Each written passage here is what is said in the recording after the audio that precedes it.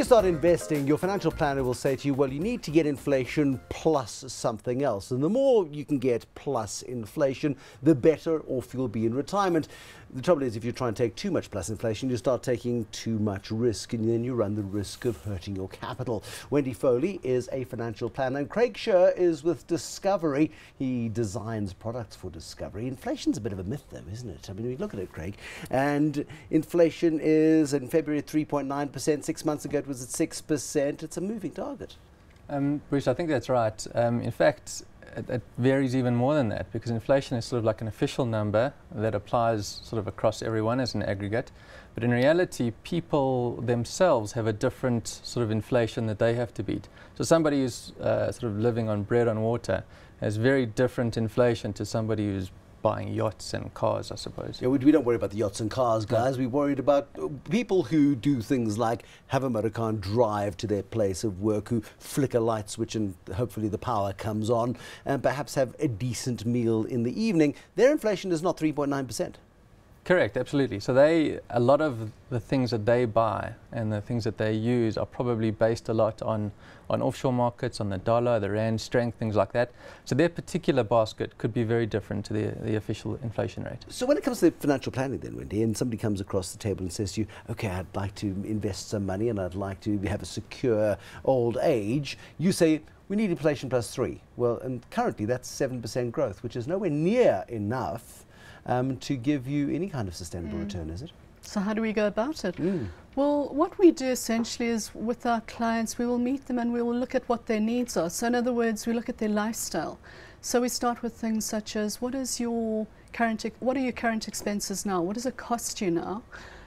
If there's any debt included in that expense, and we assume that at retirement it will be whatever the expense is now less the debt. We then look at things like, when are you going to go on holiday? How often do you go on holiday? What does it cost? How often do you buy a motor car? Do you have any debt to pay off? And from that, we basically put it into a financial planning tool which projects the income required by, well, we use 6% as a general inflation rate. It projects everything by 6%. And then from there onwards, we look at what underlying investments they have, and we use inflation-linked portfolios where they're multi-manager based, and the asset managers are actually mandated to get a return of inflation plus 3, 5 or 7. But you assume inflation to be 6%. You've got to have a number. Okay, so you assume inflation to be 6%. But I just look at medical aid inflation. I mean, Discovery likes to come out and say, we've got single digits, 9%. But medical inflation, realistically, is in the high single digits at best.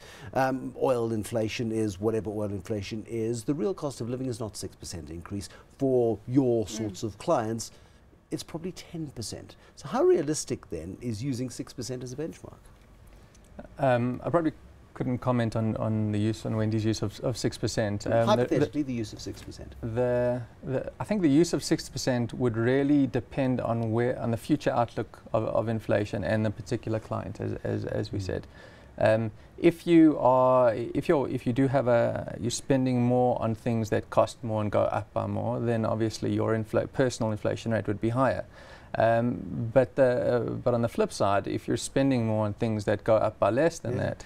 Now, fair enough. But let's assume your client is an upper middle class client. Somebody can afford your services. They come in and their inflation is 10%. So they need 10% plus 3 or 10% plus 5 or 10% plus 7. Their risk profile changes dramatically from somebody using the official inflation rate, doesn't it, Wendy? Yeah, no, absolutely it does. But that's where, as I say, the way we go about things is slightly different, in that we're looking actually at what are your needs. I want wants. I don't want needs, I want wants. And those change, and we include wants in it too, in terms of, do you want to buy a yacht? Yes, I do. Okay, well, let's look at how we can facilitate it. You might find, and how we play with this tool is that we look at, where are you now, where do you want to be, and then projecting growth forward at a certain rate, bearing in mind that the asset managers are told and mandated to, let's say, get inflation plus 7. Most of the time, though, they get a higher return than that. So there's no ceiling on it. There's no ceiling, but you've got to have a target in mind. Is it possible to consistently beat inflation? I mean, on average, over time, markets do. But for people who are retiring and dependent on the income that they can generate from their assets, they need that consistency, don't they, Craig? I think absolutely. I think it comes down very much to the life stage that the person is in at that particular time. So somebody who's much younger can afford to take a lot more risk because they can go into more equities and global equities and be more exposed to things that could fall over the short term, but in the long term should give them a better outcome. For people who are actually in retirement, they have to be a bit more conservative. But at the same time, I mean, you have to bear in mind, somebody retiring at 65, if they're putting, or whatever the age is, let's say at 65, if they're putting all their money into sort of cash accounts and bonds and that kind of thing, then it may be stable, but the reality is they may live another 30 or 40 years. And they are deluding themselves into the stability of the value of their money, because that ultimately will decline in time. Absolutely. So we do find that people sort of value very much capital preservation. They don't want their capital to go down. But with inflation, they actually lose the real value of that money every single day. So you have your money, you leave it in a bank account or a money market account, you get taxed on that.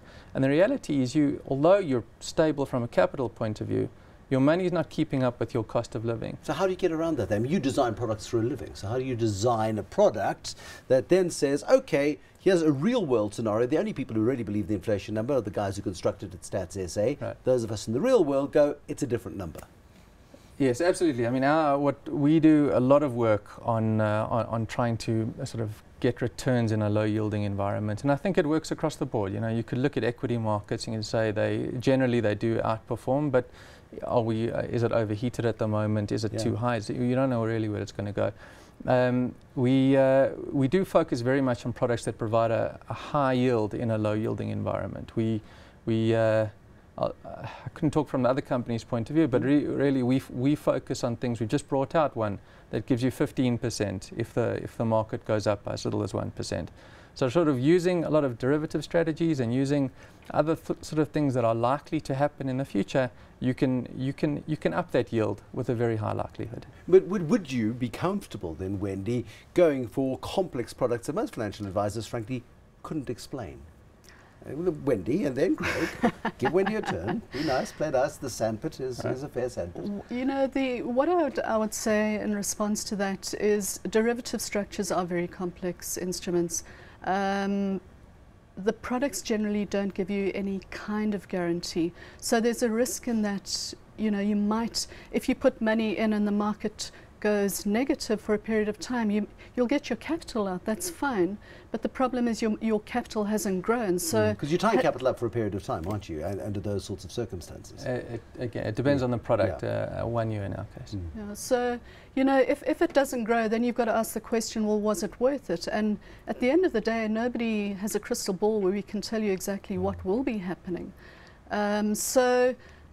In all honesty, I don't, you know, this type of product, I will listen to what it's all about. I will read about it.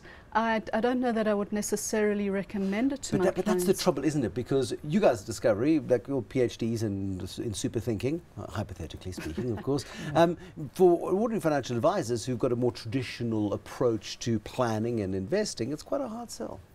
I'm not sure about that. I mean, we actually found that if you are completely open and honest about how you're doing things, you explain things, you don't hide things in the fine print, then the reality is you put all your cards on the table and you actually end up in a good place. And we found that innovation works a lot for us. I think also just on the issue of complexity, the financial world is a complex world. Money is a complex thing. But I'd say that also about learning to swim, about learning to ride a bicycle. It's complex until you jump in and you do it, and it is. I mean, it's very much up to product providers to make things that are simple and that can be understood. And we have an absolute focus and committed to that. But the reality is to kind of step back and say, it's to do with money and it's finances. You can't chicken out of it. That's you can't chicken out of it. And I mean, your job is to encourage people, I suspect, in their retirement years to take on more risk that perhaps financial planners might have encouraged 10 years ago. Sure. And that is the ultimate point, because by distancing yourself from risk, you are impoverishing yourself 20, 30 years from now. No, I agree. Totally, I agree with you. But the way that I approach risk is rather having a portfolio where you have equity exposure, but not necessarily derivative exposure, 100% derivative exposure, where you have some equity, some bond, some cash, some property exposure, and where you weight it accordingly. That is the type of risk that I would This is a suggest. terrifying time, isn't it, in human history to be retiring?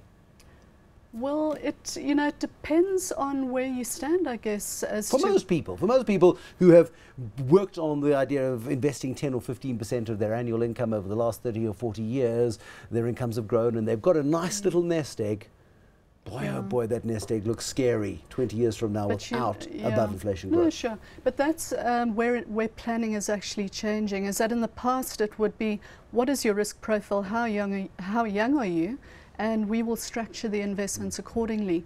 That's changing slightly, where we are now looking at what is your lifestyle about, so that we can then tell you what type of investment you should be invested in to get you to where you want to be. So there has been a slight mind shift in the way things are done. It has to be, doesn't it, Craig? I mean, the longevity is the biggest risk retirees face. Yeah, it's an interesting thing that as people are living longer, which is obviously very good for people, they have to either retire later or save a lot more, because you live longer in retirement and you live often sicker in retirement as well.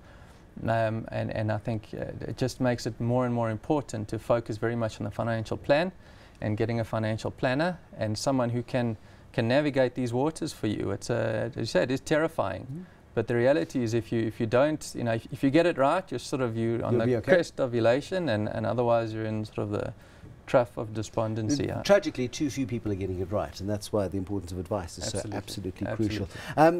Craig Sher, thank you very much, Head of Product Development at Discovery, and Wendy Foley, who is a financial advisor. Thank you both for joining us this evening on Tonight with Bruce Whitfield. If you're brave enough, there's more Tonight with Bruce Whitfield tomorrow night. Till then, bye-bye.